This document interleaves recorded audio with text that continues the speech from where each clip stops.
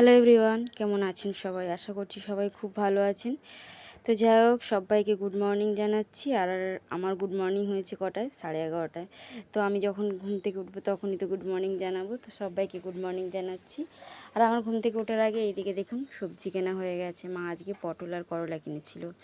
আমি আজকে ঘুম থেকে উঠেছি বলতে অনেক লেট করে উঠেছি, 11:30টায় উঠেছি। আমার শরীরটাও ভালো নেই, আর বিশেষ করে আমার মনটাও একদম ভালো নেই। আমার হাতটা তো শুক্রবার খোলার কথা ছিল, কিন্তু খুলে দেয়নি। আর সত্যি বলতে এই কদিন আমি যত না অসুস্থ ছিলাম, এখন যেন অনেক বেশি অসুস্থ হয়ে পড়েছি। এই হাতটা খুলে দেয়নি বলে এত কষ্ট হচ্ছে, কি বলবো। তো যাই হোক, অনেক লেট হয়ে গেছিলো। আমি ভাবছি কি বসে বসে আমি আর ভালো লাগছে না, একটু স্নান করতে যাব। আর এদিকে 12:30টা বেজে গেছিলো। তো আমি দেখলাম যে আমার ড্রেসটা শুকিয়ে গেছে, তুলে নিয়েছি। আর দিদি মা মিলে যে সবজিটা কিনেছিল, তো সেটা কাটা হয়ে গেছে। আজকে যেহেতু শনিবার ছিল, নিরামিষ কিছুই রান্না হবে। এদিকে করলা দিদি কেটে নিয়েছে, আর পটল আলু দিয়ে তরকারি করবে। আর জানি না, আমি মনে হচ্ছে ডালও করতে পারে। ডাল ছাড়া আমাদের বাড়িতে, মানে নিরামিষ দিনে ডালটা তো হয়, ডাল ছাড়া কেউই ভালো করে খাবে না। বিশেষ করে আমার ভাই তো রেগেই যাবে ডাল না হলে। যাই তরকার হোক ভাজা হোক, ডালটা তো অবশ্যই করতে হয়।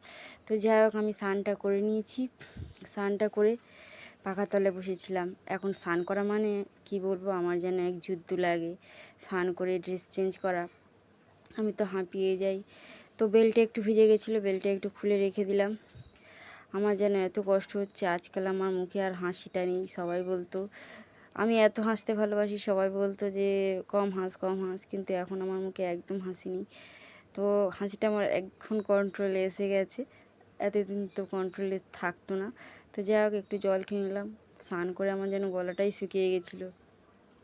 আজকে আমি ভাবছিলাম কি একটু ঠাকুর পূজা করব, অনেক দিন পরে, প্রায় 1 মাস ঠাকুর ঘরে যাইনি, পূজাও করিনি, ঠাকুরকে প্রণামও করিনি। এক হাত দিয়ে কি থোড়ি প্রণাম করতে পারবো? তো ওই জন্য প্রণামটাও করা হয়নি। কিন্তু আজকে ইচ্ছা হচ্ছিলো একটু ঠাকুর পূজা করব। আর এই দিনে তো আমি ঠাকুর পূজাটা করতাম, উপোস করতাম, তো এবছর করছি না। দিদির এদিকে রান্নাটাও প্রায় হয়ে এসছে, ডাল হয়েছে আর উচ্ছে ভাজা হয়েছে। আমি একটু ফুল তুলতে গেলাম, দিদিকে বলেছিলাম আজকে ঠাকুর পুজোটা করব। তো দিদি ওই জন্য ঠাকুর ঘর মুছে দিয়েছে, বাসনটা মেজে দিয়েছে। আর আমি একটু ঠাকুর পুজোটা করবো বলে ফুলটা তুলতে যাচ্ছিলাম। তো আমাদের কাছ থেকে কিছু ফুল তুলবো। আর বাবা এদিকে মাছ এনেছিল কালকের জন্য, এটা আজকের জন্য নয়। বাবা দুধ দিয়ে ফেরার সময় বাজারের পথ দিয়ে আসে, তো অনেক বড় একটা মাছ পেয়েছে, তো সে মাছটাই এনেছিল। দিদিকে তাড়াতাড়ি বললো যে কেটে একদম, মানে উনুন যতক্ষণ জ্বলছে ততক্ষণের মধ্যে ভেজে নিতে। তো দিদি কাটতে বসে গেছিলো। আর আমাদের যখন মাছ কাটা হয়, বিড়ালগুলো, আজকে তো একটা বিড়াল ছিল, আর একটা বিড়াল কোথায় গেছে জানি না। তো ওই বিড়ালটার একটু পায়েও লেগেছে। তো ওই বিড়ালটা আছে, দুটো বিড়ালই মাছ খেতে থাকে। তো আজকে একটু বড় মাছ ছিল, আমার তো খুব আনন্দ হচ্ছিল। আর মোটামুটি আমার ফুলটা তোলা হয়ে গেছে। এখন আমি একটু তুলসী পাতা তুলে নিলাম। আমি তো পূজা দিলে ফুলের সাথে তুলসী পাতা বেলপাতা তুলি, কিন্তু বেলপাতা তুলতে যে এখানে যাব, বেল গাছটা অনেক উঁচুতে, হাত পাবো না, ওই জন্য আজকে আর বেলপাতা তুলিনি। আর দিদি যেহেতু মাছ কেটে রান্নাটা করছিল, আর দিদিকে বিরক্ত করিনি। তো আমি অল্প কটাই ফুল তুলেছি, বেশি ফুল তুলিনি। দিদি সকালবেলা কিছুটা ফুল তুলেছিল, তো ওই কটা দিয়েই পুজো দিয়ে নেবো। আমি মাত্র এই কটাই ফুল তুলেছিলাম, তো আজকে এটাই পুজো দেব। আর একটা কথা বলতে বাধ্য হচ্ছি, যখন সময় খারাপ থাকে না, তখনই বোঝা যায় মানুষ কত খারাপ, কত ভালো। তো এই সময় আমি দেখছি আমার বাবা মা থেকে আরম্ভ করে সবাই আমাকে খুব ভালোবাসছে। আমার বলাই যাবে না যে আমি কতটা দুঃখে আছি, কিন্তু তারপরেও যে এত ভালো সাপোর্ট পাচ্ছি। আর আজকে তো আমি খুব খুশি ছিলাম, কারণ আজ শনিবার, আমার দুঃখে কাটছিল দিনটা যে আজ শনিবার।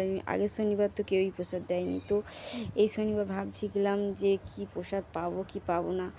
তো দুপুরবেলা মাথার চুলটা বেঁধে নিলাম, আর মাকেও বলছিলাম মা প্রসাদ কেউ দেবে না? তো মায়ের সাথে থাকে একজন, মায়ের একজন বান্ধবী, সে উপোস করেছিল, তো মা তাকে বলেছিল।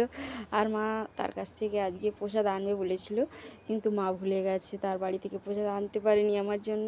তো আজ 8:30 9টা নাগাদ প্রসাদ দিয়ে গেছে। তো সিন্নি প্রসাদ আমি 8:30 9টা নাগাদ পেলাম। মায়ের তো মনেই ছিল না, তারা এসে প্রসাদ পৌঁছে দিয়ে গেছে।